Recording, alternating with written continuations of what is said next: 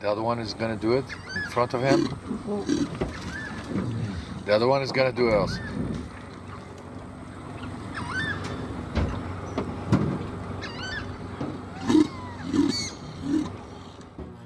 It's day 4 of the trip, and we're on a speedboat enjoying a morning safari.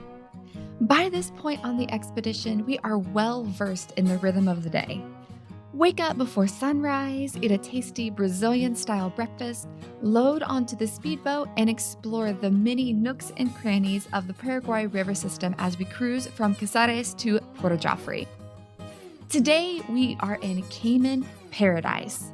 We stop and watch countless males show off their dominance through territorial displays to remind all other Caymans who around here is boss. The diversity of life in the Pantanal is mind-blowing. So many birds, reptiles, mammals. I had already lost count of the total number of species we had seen, and we still had a week left. Now that we had been here for a few days and were immersed in the ecosystem, my mind was beginning to reel with questions. What is the conservation story of the region, and why is the Pantanal so special? To answer these questions, I thought, who better to ask than the people who live and work here? My name is Fred Crema, as people call me. Fred is my group's expedition leader. We met him on day 2 during a lunch stop after flying from Sao Paulo to Cuiabá, driving in a transit van and stopping somewhere halfway in between for food. Yes, it was a very long travel day. Fred is a tall man, probably around 6 foot, 6'1" if I had to guess, with black hair flowing down to his ears, a little bit of gray peeking through, and tan skin from many, many hours in the sun. Fred told me his story and how he came to the Pantanal. When was the first year you came down to the Pantanal? I started working in Pantanal in 98. Wow, so you've been coming for A long a time. long time. Yeah. That's amazing. And my story always was in love with the nature since I was young. And when I was about 20 years old, maybe 20, 21, a friend of mine gave me one opportunity to work or doing trips, playing with kids. I thought it was nice. I began like this. And then in a couple weeks, I started to work with recreation. And in about maybe 2 months that I start in São Paulo, that was, I used to live, they start to work with kids, what we call educational tourism. So we took the kids from school to teach them something outside of school. And usually we have 3 professionals. One was someone that played with the kids, that was me. And one biologist and one guy that talks about history or about geography. So this time I learned a lot with these guys and I say, wow, that's fun. So I did a course to be a guide.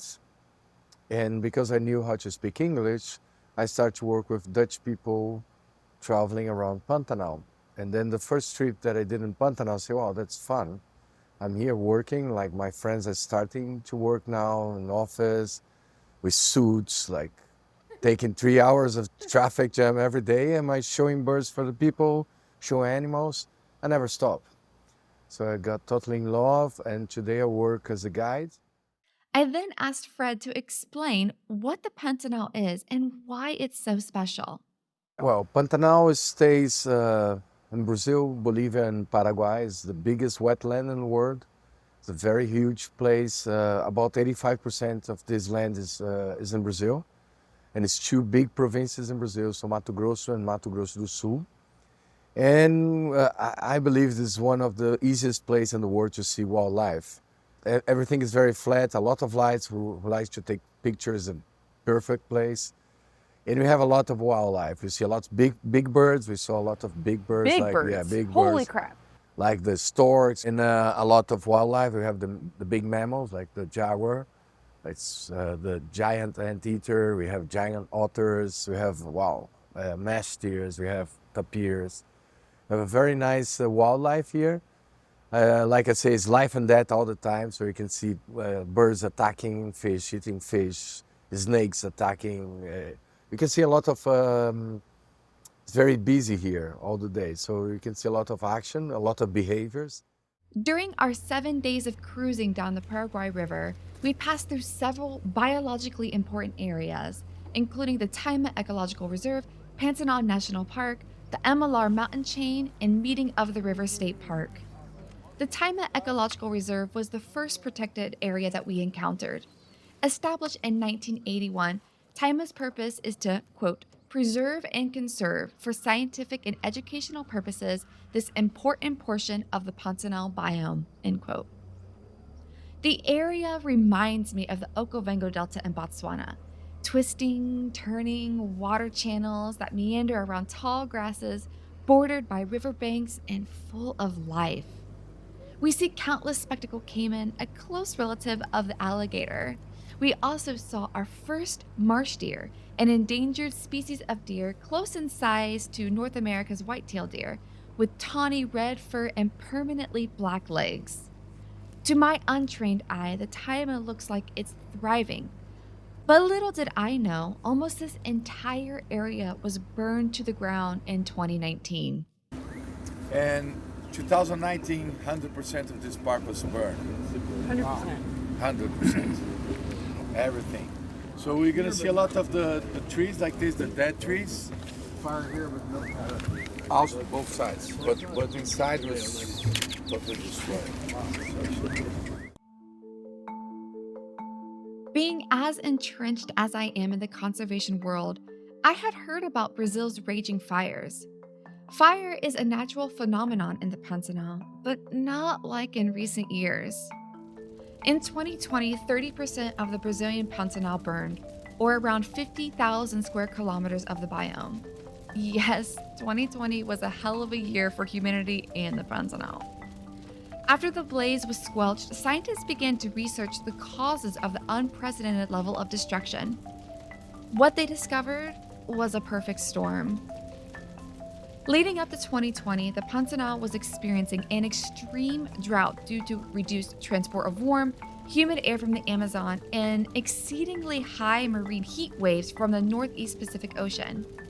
Rainfall in 2020 was down 26%, a level that hadn't been reached since the 1980s. Additionally, an increase in land clearing for cattle ranches removed vegetation crucial for water retention, which led to an increase in runoff and reduced soil moisture. So, what sparked the flame? While the Pantanal was experiencing an unprecedented drought, the fire patterns could not be fully explained by natural phenomena, especially since 35% of the burned area had never been burned before.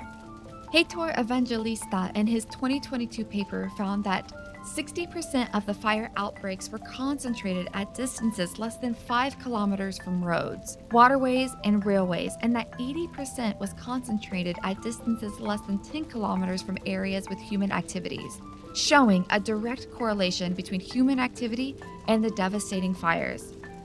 Evangelista concluded that only 16% of the fire was due to natural causes like lightning. The inferno was sparked months before the rainy season began, allowing the fire to rage unchecked. Not only did miles upon miles of vegetation burn, but an estimated 17 million vertebrates were directly killed by the fires. So much life lost.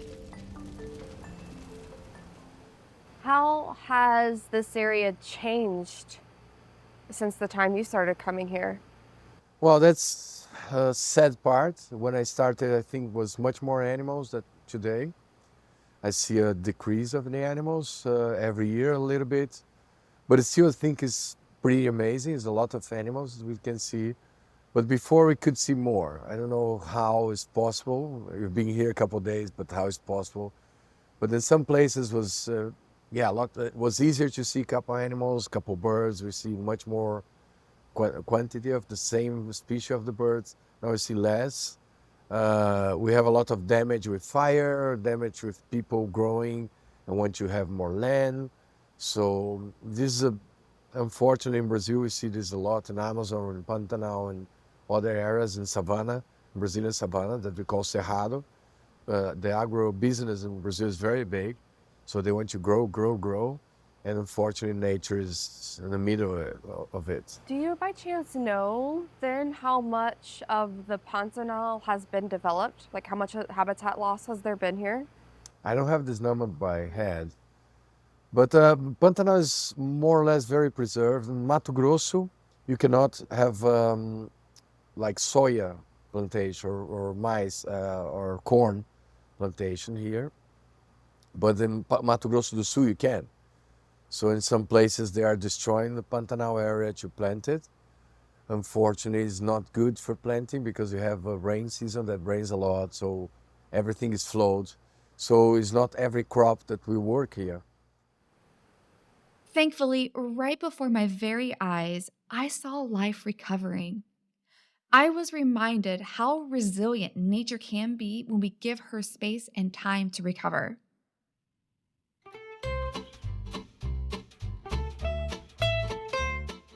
On day 5 of our expedition, we encountered an exciting and unexpected set of events. We were deep in the Pantanal. We hadn't seen another tourism boat in days, just a few fishing boats here and there. Seemingly out of nowhere, a mountain chain appeared in the distance. We had officially reached the Amalur Mountains. Sitting on the border with Bolivia, the Amalur Mountains run for 80 kilometers and climb just under 1,000 meters into the sky. These mountains were in stark contrast to the unending flatness of the Pantanal, adding to their grandeur. On this day, we were scheduled to take a short morning boat ride to see some water lilies and then enjoy an afternoon on the boat cruising along the mountain chain. Little did we know, nature had a different set of plans, at least for the first part of the day.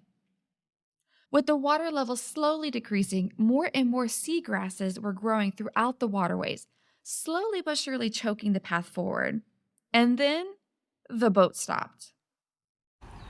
So we are currently deep in the Pantanal right now, right in front of the Amalur mountain range, and the hyacinths have grown up so high that we are stuck, and this cool boat is coming in to push them out of the way with that grass breaker in front. So we have icebreakers and apparently grass breakers. So we are on the top of the boat here waiting.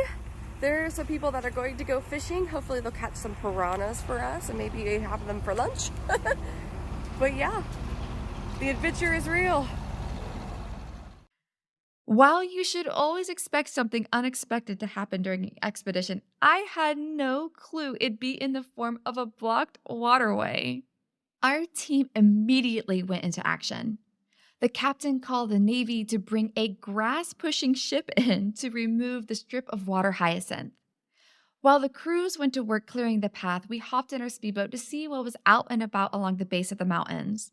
To our delight, we spotted azarzas, capuchins swinging through the trees, foraging for food, green iguanas, giant amoeba lizards, and ancient writings carved into stone. We even crossed a border post into Bolivia, although I still don't count that as visiting Bolivia. After a few hours of grass pushing and boat pulling, our mothership was through and we were back on course. I loved spending the afternoon on the top deck watching the mountains pass by and looking through my binoculars to see what wildlife was out and about.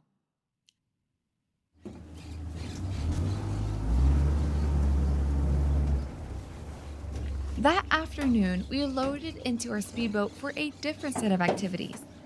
Since Fred had been guiding in the area for so long, he had made lasting relationships with a small, remote village near Amalur. We landed at their boat dock and piled onto the riverbank. Beside us was the community's version of a school bus, a sturdy yellow boat with a roof that drove around the area every morning and afternoon to take kids to and from the schoolhouse. We walked up to the village's raised platform boardwalks to visit said schoolhouse. There were 2 rooms, the first one for younger kids and the second one for older students, grades 5 through 9. I'm gonna ask how many people see the jaguar, huh? Okay. Levanta a mão quem já viu a onça, por favor. Everybody! Bravo! Most of the children had never met an outsider before and were curious about why we were there. When Fred told them we had traveled all the way from America to see jaguars, they couldn't believe it. Why would these crazy people spend thousands of dollars and travel thousands of miles to see a cat that lived in their backyard? The idea seemed absurd to them. After the visit, Fred shared with us that he felt compelled to engage with these kids and show them that they could become guides too.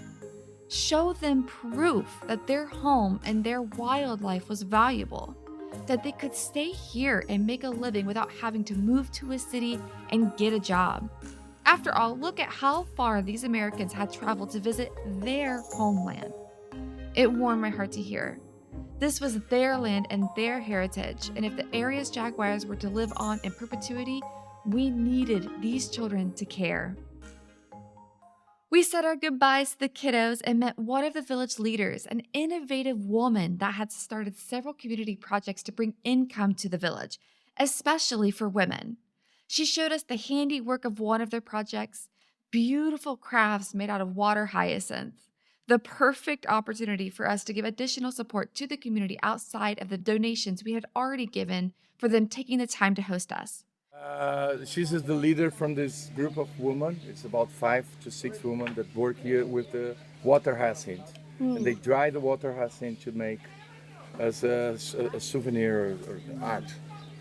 This is a way that they figure out to get some money extra for the community. So this is about 120 people that live here. Basically, they live by fishing. So most of them are professional fishermen. So the women sometimes also they or help to get the baits, or help fishing as well. But some of the women that didn't know what to do, they start to do this project. So I think very interesting. So I always stop here when I have clients, at least for you guys to know a little bit of this difficult reality of people that live here so far away. Like the doctors come here every 3 months. Wow. The 2 to 3 months is a doctor that come here. If you need to go to the hospital with the small boats, about 6 hours. Wow. So it's a reality that's a little bit different from us. If you need to shop, 6 hours from here. Okay? Doesn't have shopping here, doesn't have store here. So basically, they live what they plant and what they fish. I was blown away by this tenacious woman and her desire to give community members a better life. Following, we met with one of the last surviving members of the Guato tribe. The Guato are native to these marshlands and were river nomads, spending most of their time in expertly carved canoes, fishing, hunting, and taking residence on islands throughout the Pantanal. They were first contacted by Europeans at the beginning of the 16th century, but were infrequently documented in preceding records due to the Pantanal's remote location and the Spanish's lack of interest in the area. However, contact intensified in the later half of the 16th century as tribal people became a target for the slave trade for Spanish America by the conquistadors. Later, in the early 18th century, explorers from Sao Paulo discovered gold along the Cochipo and Cuiaba rivers, intensifying contact between indigenous people and foreigners. The increase in exposure caused the vicious spread of disease amongst the natives, killing countless, and miles upon miles of their land was taken. Despite centuries of hardship, the Guato persevered and migrated into deeper, less accessible regions of their immense territory to keep their people alive. Insua Island became their stronghold. Next, in the 19th century, the government announced that the Pantanal was uninhabited, ignoring indigenous people's existence, to attract farmers and further expand the cattle ranching industry. War in the region during the late 1800s also caused a massive smallpox outbreak, decreasing the Guato's numbers even further. By the 1940s and 50s, most of the remaining Guato people were pushed out of their homeland and relocated to small villages nearby. Their tribe was officially declared extinct. However, the story began to change. Thankfully, in the late 1970s, the Guatos were rediscovered by a nun, and organizations supporting the indigenous cause band together to help the Guato fight to reclaim their homeland. The effort paid off. In 2018, the Brazilian government announced the demarcation of Baía dos Guató as indigenous lands, some 19,000 hectares, a huge win for the Guato people. And here we stood with one of the last Guato tribesmen living a relatively traditional life. Our 82-year-old host welcomed us with a smile and showed us around his humble home. A 2-bedroom brick shack without plumbing, electricity that he didn't use, and a bed that was reserved for his many cats. He woke up with the sun and went to bed when it set. We saw his handcrafted canoes and the tools he used to live off the land. Fred was our translator and told us more about his life. As you can see, he has a very simple life. It's how he lives here. He doesn't want to go. He has one brother that lives in Cáceres. To go with the small boat, it takes about 6 to 7 hours. He just go over there once every 2 or 3 months to get the money from the retirement that he buy a couple things and he bring back. Always when we stop here, we bring something for him to eat. And last week he was fishing and he figured out that someone was looking at him, was a jaguar. Oh my And God. he come inside of the house and lock him out and wait a little bit. The energy part is over there. It's from a university last year. They came here, they put in the community also, they put also in the national park. It's a part of the project of a university, but it's very interesting, he doesn't use. Wow. Actually, the food that he gets, he dry out in the sun. So caimans, sometimes we come here and there's a lot of like caimans or capybaras meat dry in the sun with salt. Next, Fred picked up a long, smooth piece of wood with a sharp metal spear at the end. He told us what our host used it for. This one is called the zagaia. So the zagaia is a weapon that he used to hunt caimans, to hunt capybaras. If the jaguar come here, he can, because with this, you get very far from the jaguar. And so he used this for hunting so usually he goes in the river and hunt.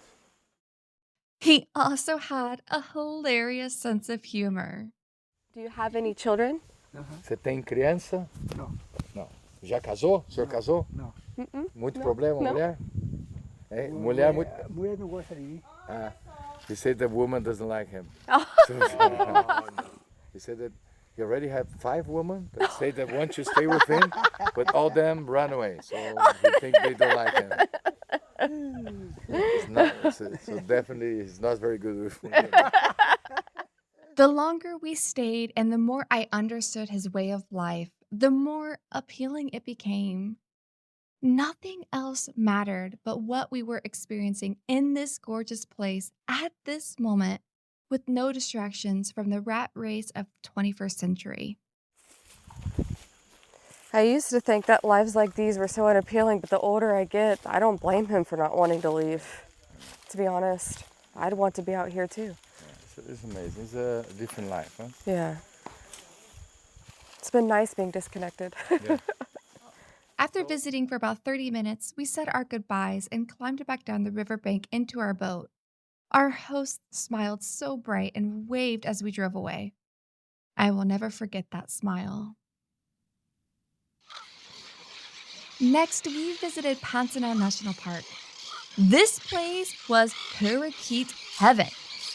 The air was a cacophony of noisy birds dashing from tree to tree in small flocks. We photographed strutting bare-faced carousels, their gorgeous crests blowing in the breeze. Between 2 park buildings, we watched 3 black vultures settle a violent dispute over what we will never know. Much to my surprise and delight, I also spotted a pair of resting great horned owls above the park headquarters. I still don't understand how they were able to rest with such noisy neighbors. There was a massive communal parakeet nest right below them. Here we met the park's only ranger, Zelma. She had been working here for 25 years and was responsible to patrol and protect the park's 520 square miles of area. Her home was a 6 to 8 hour boat ride away, and so she stayed at the park for 15 to 20 days at a time before going back. She clearly loved what she did, and she loved this park. The only other people we met were firemen who were on standby for the next fiery outbreak. On day 6, we had no clue that the dynamics of the trip were about to change. The day was hot and roasting. The whole trip had been much warmer than the average for this time of year, and this morning was extra special. The heat pushed most of the wildlife out of view, and the group was feeling cranky, and I certainly did not blame them. We returned to the mothership early for a reprieve. Thankfully, the heat was about to be a minor inconvenience in the excitement to come. Our mothership cruised all afternoon and parked around 2 p.m. We packed our gear, loaded into the speedboat, and set out. After 10 minutes of driving, we slowed down and turned right into a carrizo off of the main river. The sign at the entrance stated that this was a protected area and that no hunting or fishing was allowed. Oh, the excitement in the boat began to build. Then, a few minutes later, we spotted our first jaguar. A younger male, around the size of a full-grown female jaguar. Fred told us his name was Ozaro. We moved upriver in sync with him until he disappeared into the brush. Shortly after spotting Ozaro, we found a group of boats packed in one spot and looked in the direction of their bows. There, on the riverbank, was a gorgeous female jaguar, seemingly posing and watching her admirers. We approached with camera shutters going off like mad. She lazily walked along the riverbank looking for a place to swim across. This was Patricia, the current matriarch of the region. Her teats were swollen, alerting us of her motherhood. I wondered, where were her cubs hiding? And were they safe with the other male walking about? Just as quickly as we spotted her, she swam across the carrizo into the water hyacinths and disappeared from view. Finally, in a matter of an hour, we had seen not one, but 2 jaguars. Their behavior was drastically different from the jaguar's elusive reputation. They were calm and not bothered by human presence in the slightest. I've been on multiple safaris and have seen countless African big cats. Was I viewing a South American jaguar or a well-known leopard in the Serengeti? When we left the carrizo and headed back to the mothership, I wondered why were jaguars in other parts of the Pantanal skittish and avoided people at all cost. The Taima boasts the densest population of jaguars in the region. So then why did I only catch the spotted butt of a jaguar dashing away from the riverbank? Fred also gave me insight into the causes of their different behavior.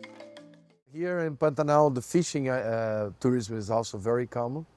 So for the fishing tourism, you need the living baits. So they need to have hunters for these baits to sell for the fishermen. And these guys need to get these fishing baits close to the water. So they need to scare the jaguars because they are very close to the jaguars. So in the areas where there's a lot of fishing people and a lot of people hunting for baits, it's very hard to see the jaguars because they scare them. And this part where we are now is protected area, and it's basically protect for all the habitats for the fish, for a lot of animals here. So we cannot have these bait hunters here. So that's the other reason also why the jaguars here are so used to people, because the people that are here, they not scare the jaguar. They don't try to hunt them. Although it's forbidden in Brazil, still a couple people want to hunt the jaguar, want to kill a jaguar. They feel proud about it. It's very shame on them. So here, I think that's why it's a paradise for jaguars. I think there's no other place in the world that you can see so easy. It's never easy, but you can see so easily jaguars here. Over the next 2 days, we spent every morning and afternoon in the park looking for jaguars.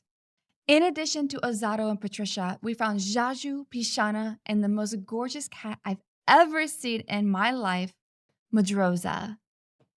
During our evening boat safari on day 7, we had a very special sighting that I'll never forget. An encounter with a giant otter family. Outside of jaguars, I was most excited about the chance to observe giant otters on this trip. In case you haven't heard much about this species, here's a quick rundown.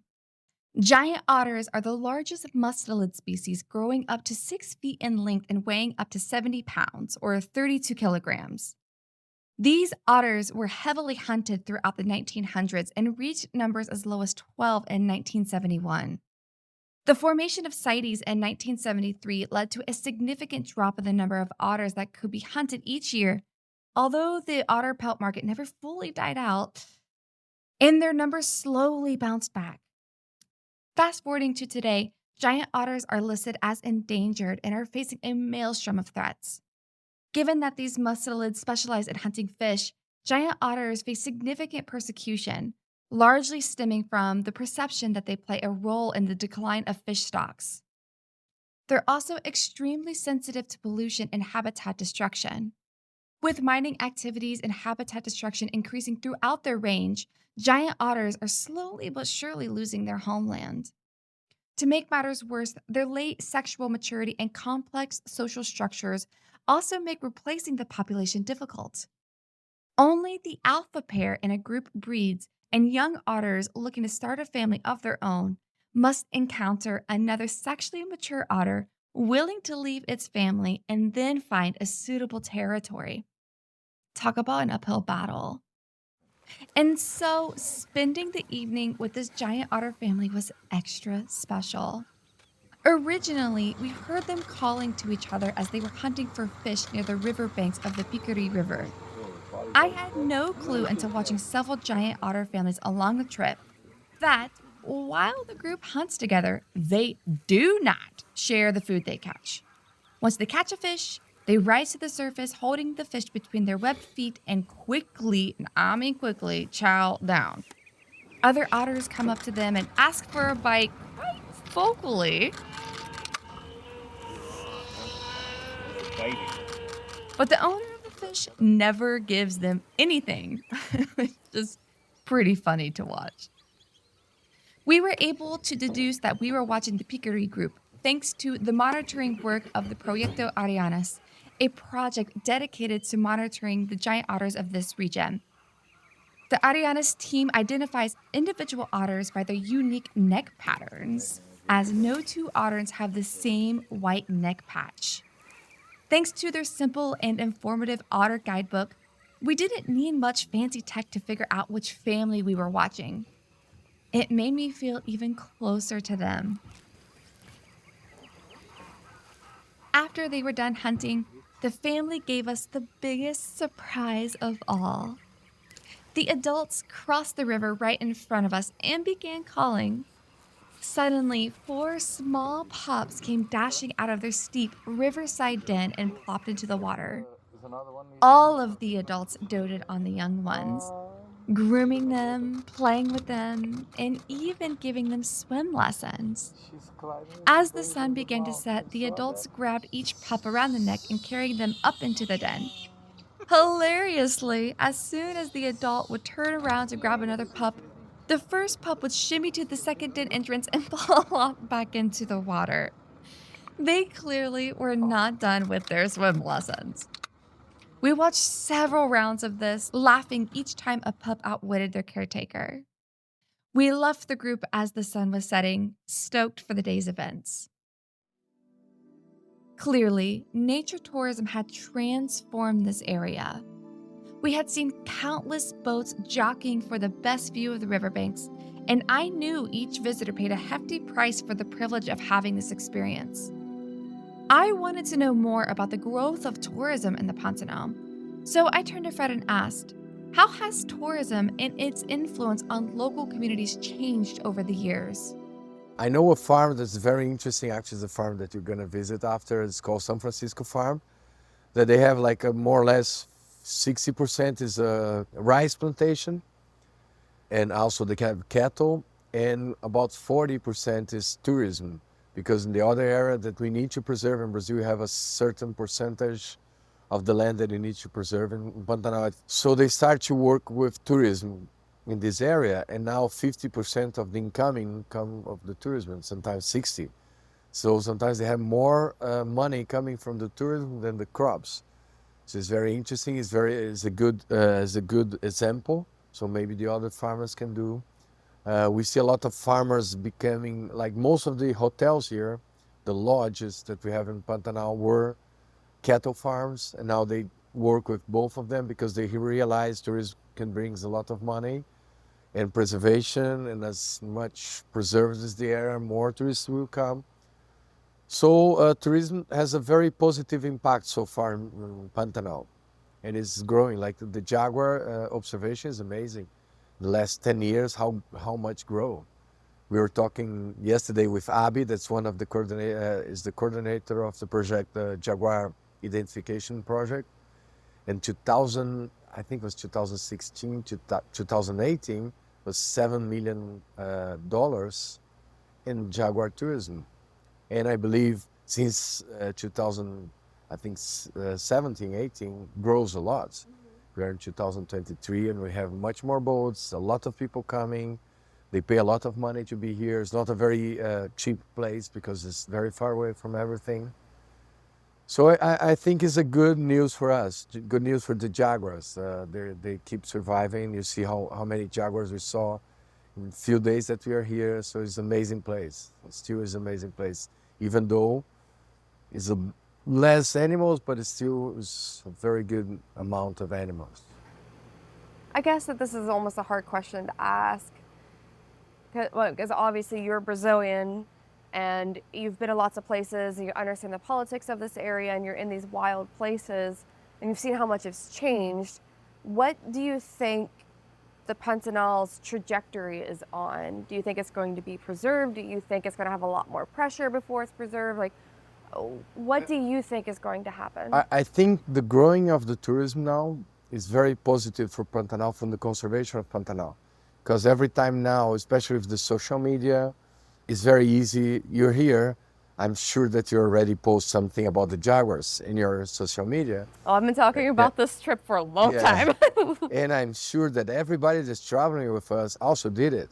I saw people sending message for the family.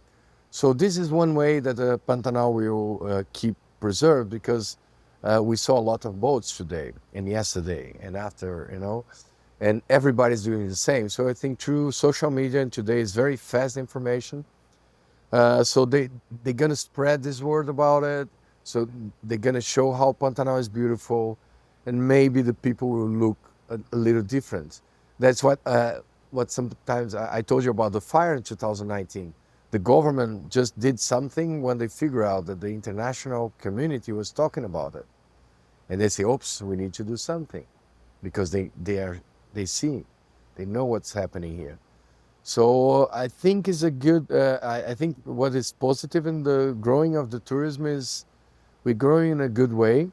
So far, one or another doesn't work very good, but most of them are working very good. And I think this will bring positive thought for Pantanal, good for conservation. As much picture of jaguar we spread around the world, people want to see the jaguar, and then they will know everything else that is in Pantanal. Since the first day I'm telling, Pantanal is an amazing place. It's not, the jaguar is an amazing animal, come on. It's breathless. But you have a lot of beautiful birds, a lot of insects, a lot of things that's very nice. You see fishing pumping out from the water when we pass. That was this morning. That was so cool. So it's nice. I think it's a different place. If you want to enjoy wildlife, it's a very cool place to be. And that's, I think, in many places in the world, not just in Pantanal, is one of the ways to preserve nature, is showing how beautiful it is. Because if nobody knows what the jaguar is, they don't care about it. As soon as they know what the jaguar is, how beautiful it is, what's his behavior, how he does, they start to care about it. Maybe they will, adopt a jaguar, or I don't know, help somehow the projects, help coming here. So I think tourism is a big way to save nature in all the world. Like here in Africa, doesn't matter where. If we travel, we send pictures, if we talk about it, then we make more people to know, more people to talk about it, more people to fight for it. While I had learned so much during my first 7 days in Brazil, I still had so many questions, especially about jaguars. How did this population become habituated? Why did it all start? Considering the number of jaguars that I saw in only a few days, what were the cats' social dynamics? And most importantly, are they in trouble? Luckily, while I was in Porto Joffre, I met the perfect person to answer my burning questions. In the next episode, we'll explore the lives of the Pantanal's jaguars with Abby Martin, founder of the Jaguar ID Project.